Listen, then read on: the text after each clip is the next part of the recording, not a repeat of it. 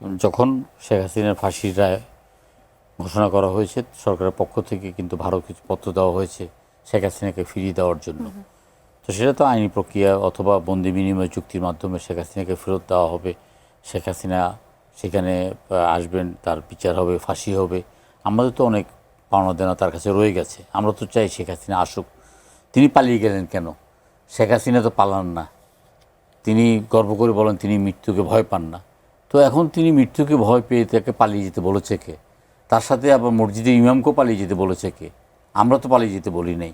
আমরা তো তারা বলেছে যে 50,000 লোক নিহত হবে, 5 লক্ষ লোক নিহত হবে, বঙ্গোপসাগরে ঝাঁপিয়ে পড়তে হবে। কই, আমরা তো 5 জনকেও আমরা মারি নাই, আমরা কিছুই করি নাই।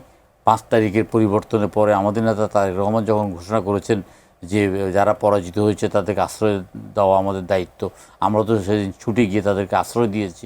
আমরা তো সেদিন তাদের শিখের উপরে ফেলিনি। আমরা তো তাদের আস্ফোরণ শুনতে আমরা চাই না। তারা সবাই বলতেছে তারা আসুক না, তারা 2-4 জন কারণ বাজারে এসে আপনার কামাল স্বরাষ্ট্রমন্ত্রী সে সাহস থাকলে এসে বলুক যে আমি কামাল ফেরত এসেছি। সেখান থেকে বসে বসে এইসব মানুষকে বিভ্রান্ত করার কোনো কারণ নাই। তো এখানে 3 রকমের আওয়ামী লীগ আছে। একটা হলো পালানোর লীগ, তারা পালিয়ে গেছে। একটা হলো সমঝোতা করে দেশের মধ্যে আছে। আর একটা হলো আন্ডা বাচ্চা, যারা বুঝেও কিছু 5-1,000 টাকার জন্য মাঝে মাঝে ঝটিকা মিছিল করে। আওয়ামী লীগ কোনো একটা রাজনৈতিক দল না, একটা ফ্যাসিস্ট দল, একটা উন্মাদের দল, একটা সাইকোপ্যাথের দল। এখানে কোনো তাদের কোনো নীতি আদর্শ নাই। তারা গণতন্ত্রকে হত্যা করেছে। তাদের কে বলেছে গণতন্ত্রকে হত্যা করার জন্য? তত্ত্বাবধায়ক সরকার অধীনে 5 বছর পর পর নির্বাচন হতো, জনগণ রায় দিত, জনগণ রায় মাথা পেতে পেতে নিয়ে আমরা রাজনীতি করতাম। তাদেরকে কে বলেছে সমস্ত কিছুকে ধ্বংস করে দেওয়ার জন্য? তাদেরকে কে বলেছে সমস্ত কিছু অবরুদ্ধ করে দেওয়ার জন্য? আজকে তো আমরা মুখিয়ে আছি তাদেরকে বিচার করার জন্য। আসুক, তার অসুবিধা নেই, আমরা তো স্বাগত জানাবো। এমন তো না যে আমরা তাদেরকে স্বাগত জানাতে আমরা কোনো দিতে, আমরা অবশ্যই স্বাগত জানাবো, প্রত্যেককে স্বাগত। আসুক ওবায়দুল কাদের, আসুক হাসান মাহমুদ, নওফেল আসুক, এসে বলুক যে আমরা এসেছি। তারপর আমরা দেখি যে আমাদের পাওনা দেনা আছে। 1400 ছাত্র জনতাকে পাখির মতো হত্যা করেছে। আওয়ামী লীগ কোনো সুস্থ মস্তিষ্কের লোক আওয়ামী লীগ করে না। আওয়ামী লীগ যারা করে তারা শেখ হাসিনার মতো উন্মাদ, তারা মানসিক রোগী, তারা সাইকোপ্যাথ। এই তো এত বড় ধরনের একটা ঘটনা ঘটলো, গণতন্ত্রকে হত্যা করলো। 154 জন বিনা প্রতিদ্বন্দ্বিতা নির্বাচিত হয়ে সরকার গঠন করেছে। 18 সালে রাষ্ট্রীয় প্রতারণা করেছে। 26 সালে আমি আর দামি।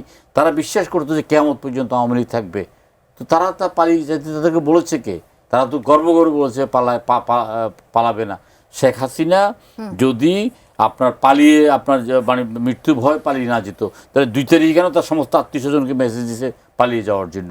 কেন তাদের আত্মীয় স্বজন আসছেন না এই দেশে? কেন শত শত হাজার হাজার কোটি টাকা তারা ব্যয় করে করছেন? আজকে পত্রিকায় এসছে হাসনাত আবদুল্লাহ আপনার বোম্বে শহরের সবচাইতে অভিজাত এলাকাতে সেখানে তিনি বসবাস করছেন এবং টাকার বস্তার উপর শুয়ে আছেন। তো আমাদের তো অনেক হিসেব নিকাশ আছে। এত সহজ না। আওয়ামী লীগ যেটা বলতেছেন এসব কিছু পাগল ছাগল উন্মাদ, তারা উন্মাদনা করছেন। তারপর এখানে আবার অনেকেই বিভিন্ন মিডিয়াতে গুপ্ত যারা আছেন তারা একটু মাথাটা একটু কচ্ছপের মতো দেওয়ার চেষ্টা করছেন। মাথা ভেঙে চুরমার করে দেব। কিন্তু শেখ হাসিনা আসবে। আমরা 2022 সাল থেকে আমরা যুগপৎ আন্দোলন করছি।